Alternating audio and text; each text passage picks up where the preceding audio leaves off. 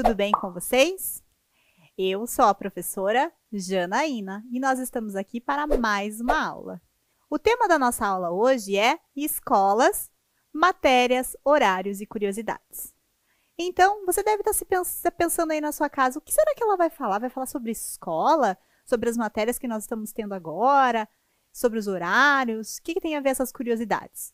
Pois é, na verdade a gente vai falar sobre as escolas, mas a gente vai falar um pouco sobre a organização das escolas. Como que funciona, né? Como que funciona todo esse sistema para que uma escola possa funcionar?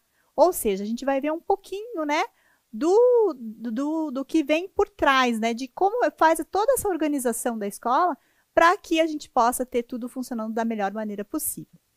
Então, a gente vai começar a falar um pouquinho sobre o sistema educacional. Para que toda a escola funcione, precisa existir um sistema e que funcione da melhor forma, da forma mais adequada, certo? Então, olhem lá na tela comigo. É um conjunto de meios pelo qual se concretiza o direito à educação. Desenvolve-se através de um conjunto organizado de estruturas e de ações diversificadas, sobre a responsabilidade de diferentes instituições e entidades, públicas e privadas. Ou seja, existem regras, né, que devem ser seguidas para que essa escola funcione da melhor forma. E isso vai ser organizado sempre pelos órgãos governamentais, no caso das instituições públicas, ou privadas, que também tem que ter esse olhar do governo. Todo o sistema educacional, ele vai ser feito de acordo com a especificidade de cada país. Então, de país para país, alguma coisa vai mudar. Apesar da gente considerar que as escolas elas funcionam mais ou menos da mesma maneira, existem, cada país tem as suas especificidades. Vão existir também estruturas diferentes, né? Dependendo do lugar, tem escolas que são maiores, escolas que são menores. Dependendo da condição, né, de cada país, a estrutura vai mudar. A carga horária também, que essa escola vai ficar aberta, né, e que as aulas vão acontecer, também podem ser diferentes. E o período também, né? Pode ser ou manhã, ou tarde, ou noite, ou às vezes até um período integral, que é o que acontece, por exemplo, aqui na nossa cidade, em Curitiba. Existem muitas escolas que são integrais. E nós vamos falar um pouquinho também sobre o uso do uniforme. Por que será que existe, né, essa vestimenta que é tão clássica nas escolas que a gente sempre vê? Muito bem, então o principal é a gente sempre lembrar que o sistema educacional ele vai ser vai funcionar de acordo com organizações diferenciadas, de acordo com a legislação de cada país, né? E vocês lembram quando nós falamos um pouquinho da aula de rotina escolar? Lembram da aula que a gente já falou sobre isso? Cada escola, então, ela vai ter, de acordo com essa organização, uma rotina, né? Um horário de início e término. Vão ter paradas também, porque os alunos precisam se alimentar e as pessoas também que trabalham dentro da escola precisam fazer essa parada, né, para lanches ou refeições. Vão ter espaços imobiliários específicos, né? Carteira, mesa, armário, quadro, são mobiliários específicos e característicos de escola. Vão ter um número de estudantes, né? A gente não pode colocar muitos estudantes numa mesma sala, para que isso fique confortável, para que cada um possa se sentir confortável na hora de aprender. E vão ter atividades diferenciadas, contando com a participação desses estudantes. E, claro, a gente também tem que ter um comportamento adequado dentro da escola, né? A gente não pode se comportar da mesma maneira que nós nos comportamos em casa, do mesmo jeito na escola. Vai mudar. Então, agora, vamos ver algumas curiosidades em relação a isso, a como funciona esse sistema educacional em diferentes países? Olha lá. O Japão, por exemplo. Os japoneses são popularmente conhecidos por serem extremamente educados e com hábitos exemplares. Esses comportamentos se justificam pela cultura do país, que é voltada para a construção do caráter da criança antes mesmo do processo educacional. Interessante isso, né? Então, os japoneses eles estão muito preocupados justamente com isso, com o caráter das pessoas, né? A formação é uma formação humana, não é só uma questão da educação, da aprendizagem de conteúdos, mas também da formação do caráter da pessoa. Lembra que a gente falou também na aula de rotinas sobre essa questão da rotina no Japão? É justamente isso, sobre essa formação humana que os japoneses, eles acreditam que essa rotina tem que ser inserida também em outros pontos além do aprendizado, na questão da limpeza da escola, né, que é feita pelos estudantes. Existem equipes que fazem revezamentos de tarefas para manter essa escola sempre bem organizada e sempre limpa. Então, eles têm esse zelo, esse cuidado pelo ambiente em que eles estão, né? Olha lá outro caso, a Finlândia. Na Finlândia, eles dão grande importância ao contato com a natureza. Por esse motivo, as crianças na Finlândia passam um grande período de tempo explorando e brincando do lado de fora da sala, o que oferece aprendizados tão importantes quanto os que são dados em classe.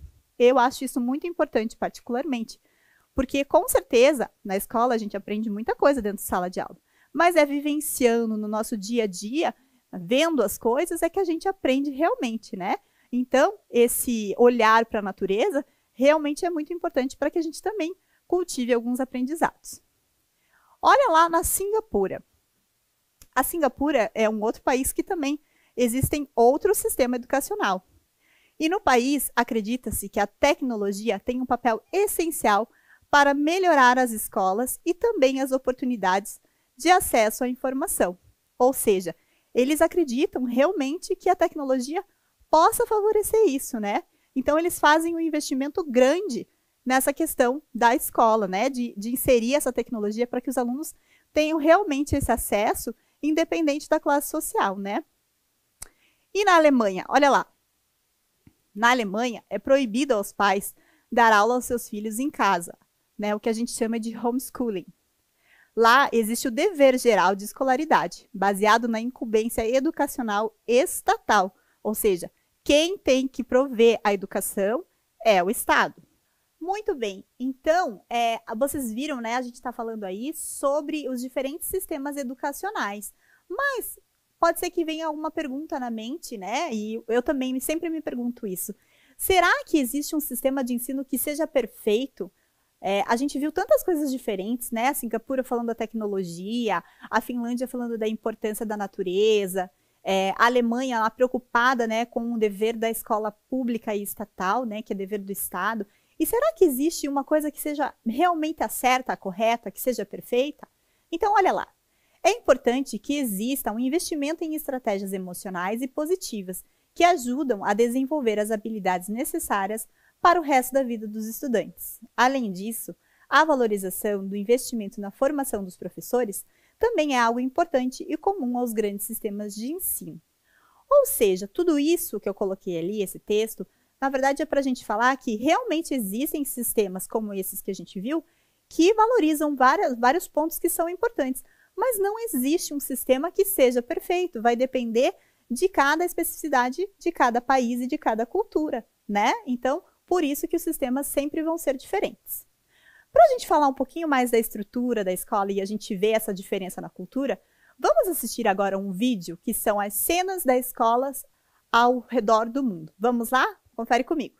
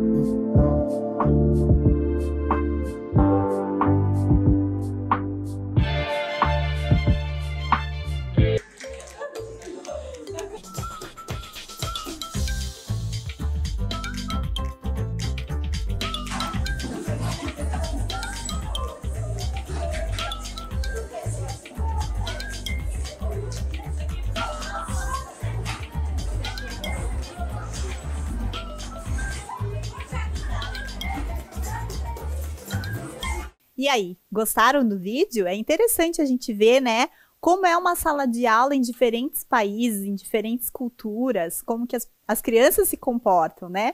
Eu achei bem curioso esse vídeo. Muito bem, mas voltar a falar um pouquinho da escola, a gente vai falar agora a gente já falou dos sistemas educacionais, e a gente vai falar da organização do tempo nas escolas. A gente sabe que a escola, ela trabalha com um ano letivo, né? E aí a gente fica lá, os alunos geralmente ficam ansiosos, esperando quando que vai começar o novo ano, quando vem as férias, né? Tudo isso a gente vai comentar agora então. Na verdade, o ano letivo, se a gente for pensar no mundo, né, nas escolas do mundo, ele vai estar relacionado com alguma coisa que a gente já viu em ciência, que é a questão das estações do ano, né?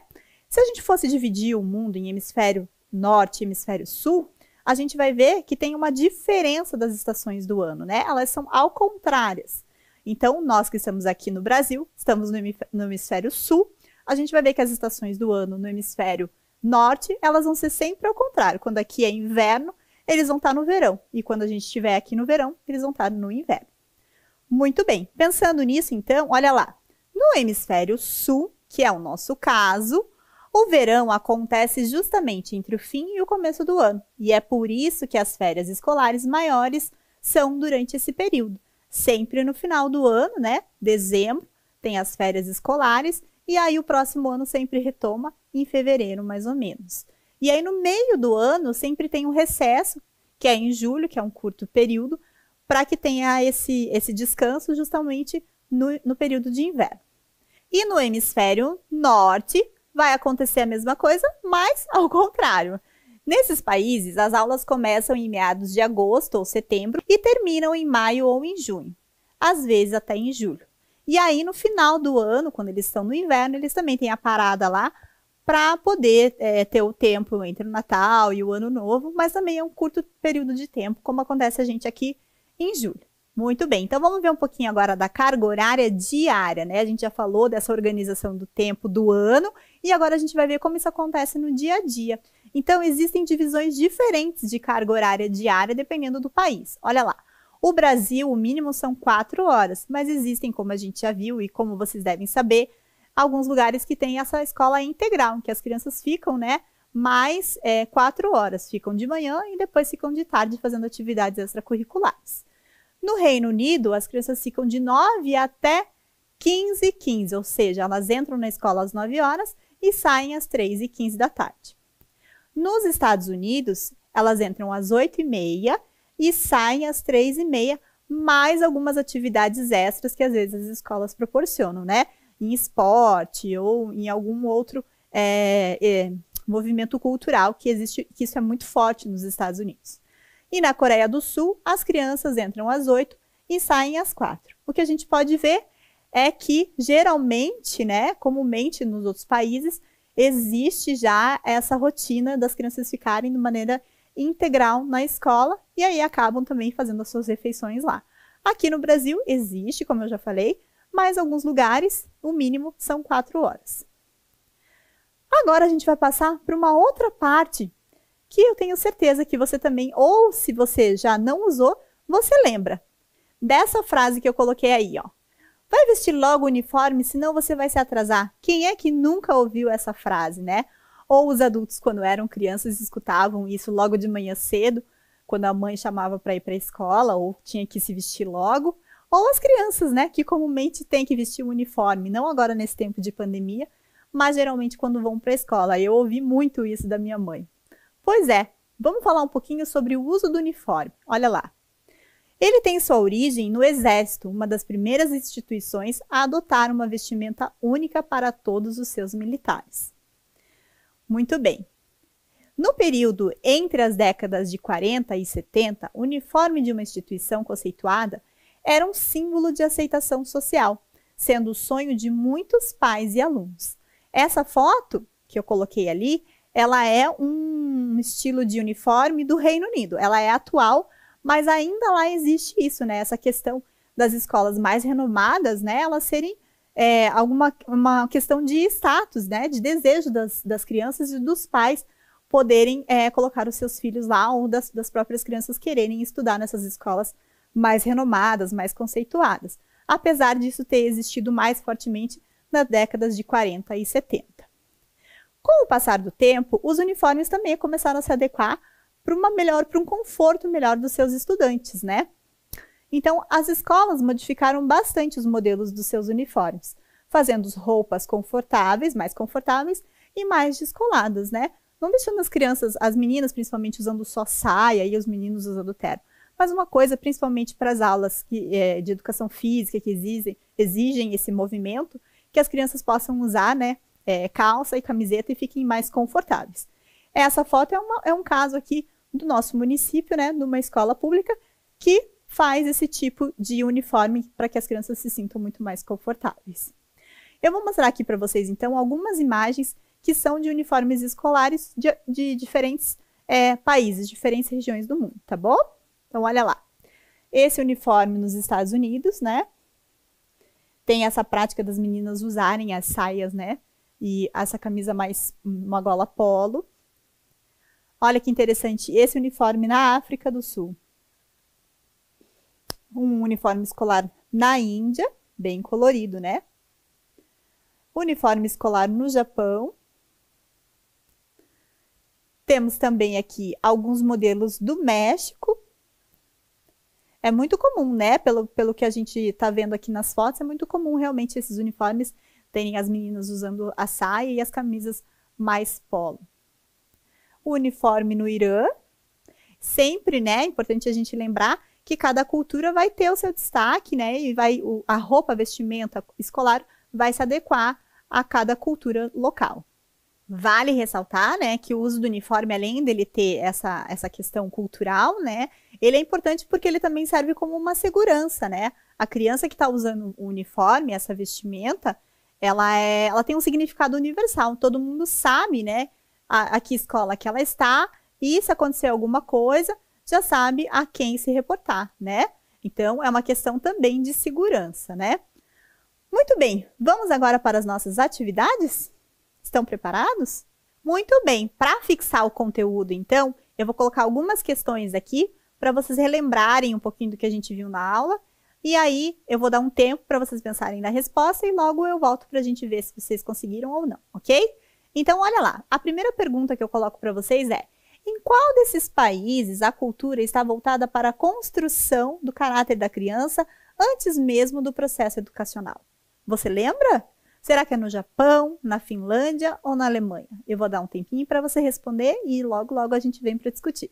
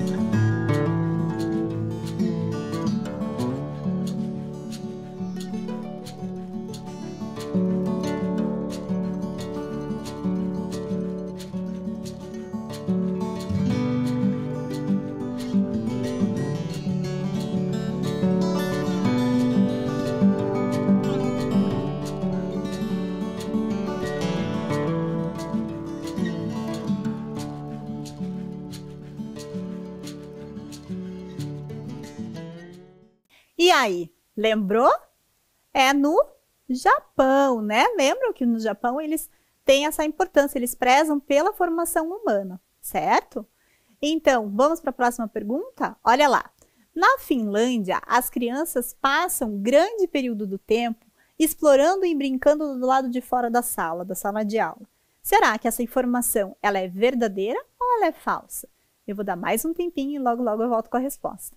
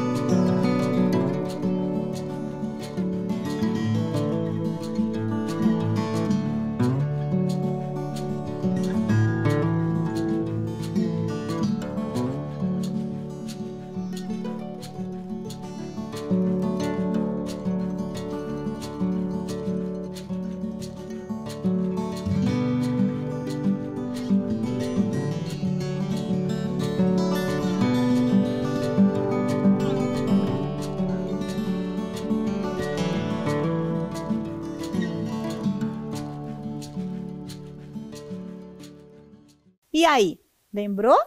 Essa informação é verdadeira, né? A Finlândia tem essa preocupação em que as crianças façam esse aprendizado também no lado externo, no seu dia a dia, né? Olhando, observando as coisas que acontecem ao seu redor. Isso é muito importante também. Vamos para a próxima pergunta? O verão acontece justamente entre o fim e o começo do ano. E é por isso que as férias escolares maiores são durante esse período.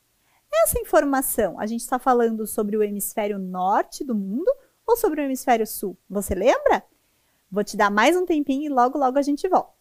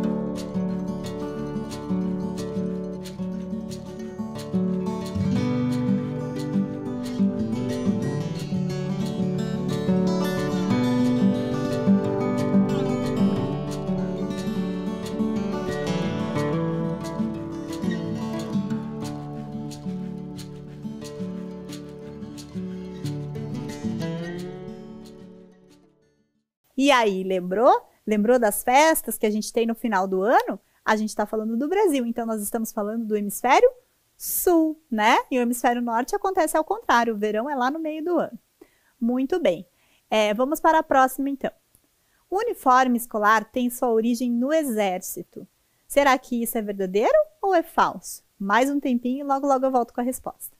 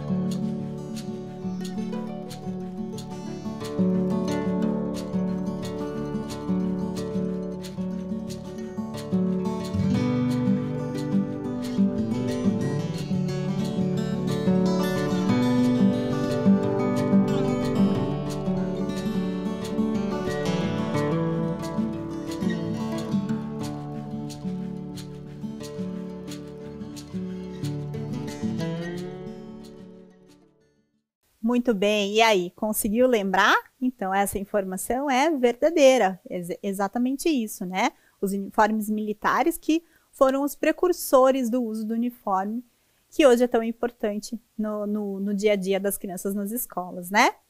Muito bem, nós já estamos terminando a nossa aula, eu espero que vocês tenham gostado das informações que eu trouxe hoje para a gente conversar um pouquinho.